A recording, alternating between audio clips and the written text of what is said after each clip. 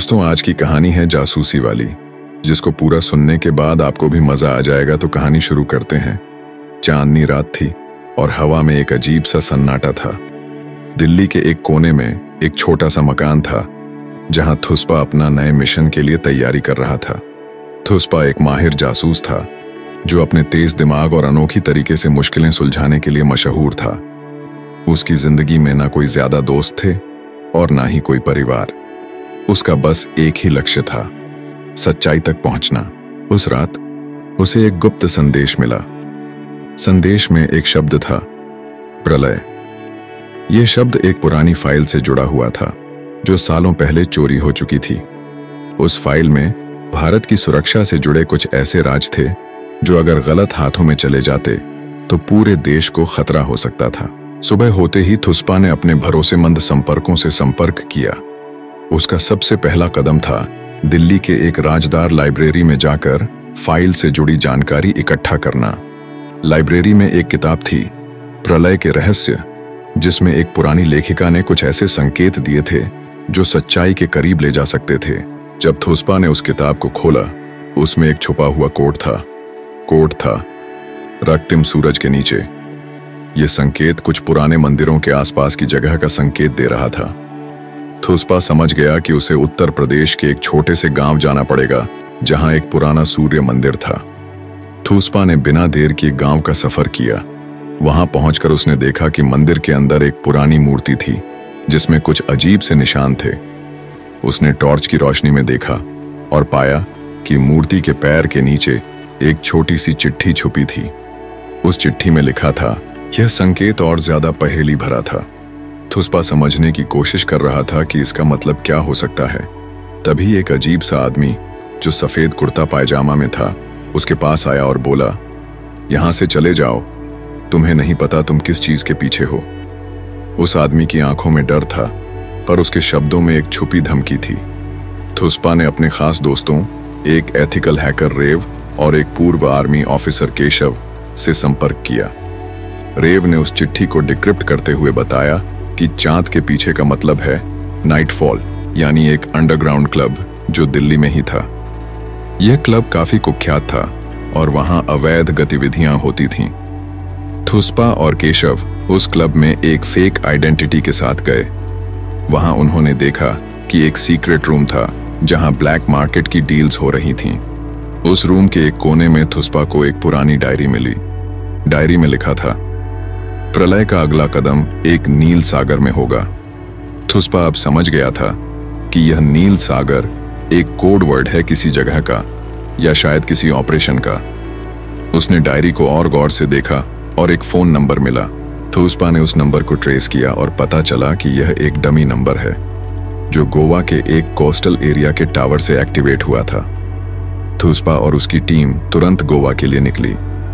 गोवा में एक छोटा सा मछुआरों का गांव था, जहां कुछ लोग अक्सर समुद्र में रात के समय जाते थे और वहां से वापस नहीं आते थे।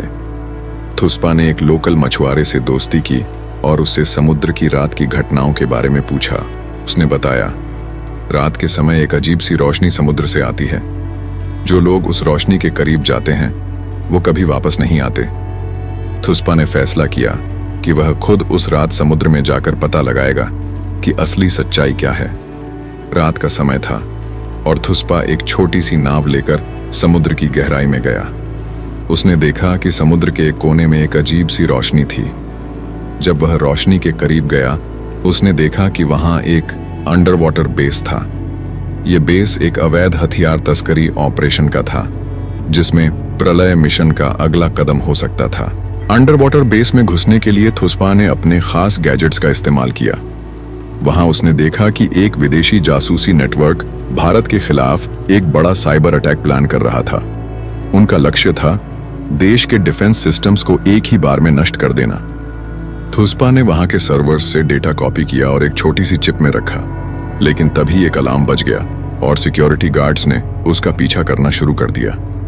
थुस्पा ने अपनी चालाकियां दिखाते हुए उनसे छुटकारा पाया और वापस अपनी टीम के पास लौट आया।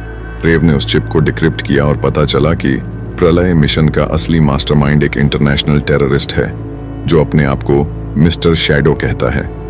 लेकिन मिस्टर शैडो का अगला कदम क्या होगा, यह अब तक मिस्ट्री बनी हुई थी। थुस्पा ने तय किया कि यह लड़ाई अभी खत्म नहीं हुई है। उसे मिस्टर शैडो को रोकने के लिए और ज्यादा गहराई में जाना पड़ेगा। लेकिन यह कहानी यहां खत्म नहीं होती। रात की चुप्पी को चीरता हुआ थुस्पा का जहाज गोवा के समुद्र से लौट चुका था, लेकिन उसके मन में सवालों का तूफान था। मिस्टर शैडो कौन है? उसका असली उद्देश्य क्या है? और प्रलय मिशन का अगला कदम क्या होगा? ये सवाल अब भी अनसुलझे थे। अपने हेडक्वार्टर पहुंचने के बाद थुस्पा ने रेव और केशव के साथ डेटा का विश्लेषण करना शुरू किया। सर्वर से मिले फाइलों में कई संदिग्ध नाम और लोकेशन कोड्स थे। इन सभी को जोड़ते हुए एक लोकेशन बार बार सामने आ रही थी, ब्लैक विंडो। रेव ने तुरंत इसे ट्रेस किया और पता चला कि यह नाम एक गुप्त रिसर्च फैसिलिटी का है जो भारत नेपाल सीमा के पास स्थित है। थुस्पा और उसकी टीम तुरंत उत्तराखंड के लिए रवाना हुई।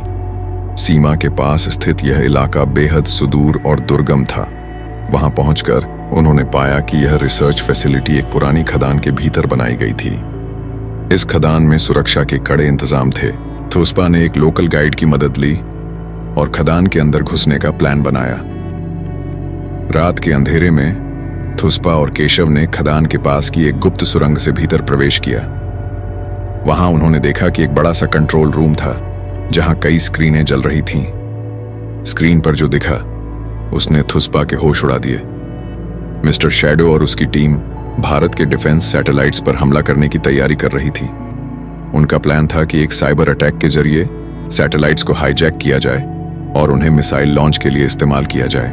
थुस्पा ने रेव से संपर्क कर तुरंत सैटेलाइट नेटवर्क को ब्लॉक करने का रास्ता ढूंढने को कहा। रेव ने कुछ कोड्स भेजे जिन्हें थुस्पा को कंट्रोल रूम के सर्वर में अपलोड करना था। जैसे ही थुस्पा ने सर्वर में कोड अपलोड करने की कोशिश की, अलार्म बज उठा। सुरक्षा गार्ड्स ने थुस्पा और केशव को घेर लिया। थुस्पा ने अपनी चालाकी और गैजेट्स का इस्तेमाल करते हुए गार्ड्स को चकमा दिया, लेकिन समय कम था। इसी बीच मिस्टर शैडो खुद वहां आ पहुंचा। वह एक लंबा नकाब पहने हुआ व्यक्ति था जिसकी आंखों में अजीब सा ठंडापन था। उसने थुस्पा से कहा, तुम चाहे जो भी कर लो, प्रलय अब रुक नहीं सकता। थुस्पा ने जवाब दिया, सच्चाई के सामने कोई प्रलय टिक नहीं सकता। दोनों के बीच एक तीखी झड़प हुई। थुस्पा ने आखिरकार कोड अपलोड कर दिया और सैटेलाइट नेटवर्क को ब्लॉक कर दिया, लेकिन मिस्टर शैडो भागने में सफल रहा। जाते जाते उसने कहा, यह तो सिर्फ शुरुआत है, अगली बार तुमसे मुकाबला और कठिन होगा। थुस्पा ने प्रलय मिशन को अस्थायी रूप से रोक दिया था, लेकिन वह जानता था कि यह लड़ाई अभी खत्म नहीं हुई है। मिस्टर शैडो अब भी कहीं छुपा हुआ था और उसके पास अभी भी कई खतरनाक योजनाएं थीं। थुस्पा और उसकी टीम अब इस रहस्य की गहराई में जाने के लिए तैयार थी। उनके सामने सबसे बड़ा सवाल यह था, मिस्टर शैडो का अगला कदम क्या होगा। मिशन के अगले चरण में थुस्पा और उसकी टीम ने अपनी रणनीति और तेज कर दी थी। मिस्टर शैडो की पहचान और उसकी अगली योजना का पता लगाना अब उनके लिए सबसे बड़ी प्राथमिकता बन गई थी। प्रलय मिशन भले ही अस्थायी रूप से रुक गया हो, लेकिन खतरा अभी भी मंडरा रहा था। रेव ने मिस्टर शैडो के नेटवर्क से जुड़े डेटा को गहराई से खंगाला और एक नया सुराग पाया। यह सुराग ऑपरेशन ब्लैक स्टार नामक एक योजना का संकेत दे रहा था। दस्तावेजों से पता चला कि ब्लैक स्टार का उद्देश्य भारत के आर्थिक केंद्रों पर साइबर अटैक करना और देश की वित्तीय व्यवस्था को ठप करना था। रेव ने लोकेशन का पता लगाया, मुंबई। वहां एक बड़ी कॉरपोरेट इमारत में मिस्टर शैडो का अगला ऑपरेशन सेटअप किया गया था। यह इमारत दिखने में सामान्य लगती थी, लेकिन उसके अंदर एक हाईटेक लैब थी जहां से यह ऑपरेशन चलाया जा रहा था। थुस्पा, केशव और रेव मुंबई पहुंच गए। उन्होंने इमारत पर नजर रखनी शुरू की और पाया कि वहां की सुरक्षा बेहद कड़ी थी। इमारत में प्रवेश के लिए नकली पहचान पत्र और एक ठोस योजना की जरूरत थी। थुस्पा ने अपने पुराने संपर्क एक अंडरकवर पत्रकार मीरा से मदद ली। मीरा ने बताया कि इमारत के मालिक विक्रम खन्ना एक सम्मानित उद्योगपति हैं, लेकिन उनकी गतिविधियां संदिग्ध हैं। मीरा ने थुस्पा को एक पार्टी में बुलाया जहां विक्रम खन्ना मौजूद थे। पार्टी में थुस्पा ने विक्रम के सुरक्षा पास का क्लोन बनाया और उसकी मदद से इमारत में घुसने की योजना बनाई। रात के समय थुस्पा और केशव इमारत के अंदर घुसे। वे हाईटेक लैब तक पहुंचे जहां मिस्टर शैडो के लोग काम कर रहे थे। रेव ने थुस्पा को लैब के सर्वर तक पहुंचने में मदद की। लैब के अंदर थुस्पा को एक और चौंकाने वाला तथ्य पता चला। विक्रम खन्ना खुद मिस्टर शैडो के मिशन का मुख्य साझेदार था। विक्रम खन्ना ने देश की आंतरिक जानकारी को बेचने के लिए ब्लैक स्टार ऑपरेशन को समर्थन दिया था। थुस्पा ने लैब में मौजूद सभी डेटा को अपने डिवाइस में डाउनलोड किया और रेव को भेजा। लेकिन तभी विक्रम खन्ना और मिस्टर शैडो वहां आ गए। दोनों ने थुस्पा को घेर लिया। मिस्टर शैडो ने कहा, तुमने मुझे गोवा में रोका, लेकिन अब तुम भाग नहीं पाओगे। थुस्पा ने अपनी सूझबूझ का इस्तेमाल करते हुए लैब में मौजूद गैस पाइपलाइन को ब्लास्ट करने की योजना बनाई। एक छोटा विस्फोट हुआ जिससे वहां अफरा तफरी मच गई। थुस्पा और केशव किसी तरह बाहर निकलने में कामयाब हुए।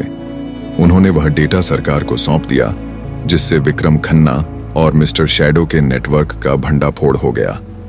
मिस्टर शैडो को पकड़ने के लिए एक इंटरनेशनल ऑन ऑपरेशन शुरू किया गया। हालांकि मिशन सफल रहा, लेकिन थुस्पा जानता था कि यह लड़ाई खत्म नहीं हुई है। मिस्टर शैडो की पहचान और उसके पूरे नेटवर्क को खत्म करना अब भी बाकी था। लेकिन थुस्पा ने एक बात ठान ली थी, चाहे जितनी भी मुश्किलें आई, वह सच्चाई और न्याय के लिए हमेशा खड़ा रहेगा। तो साथियों, आपसे यही कहना है, अच्छे कहानी के लिए चैनल को सब्सक्राइब कर लो और वीडियो को लाइक कर दो।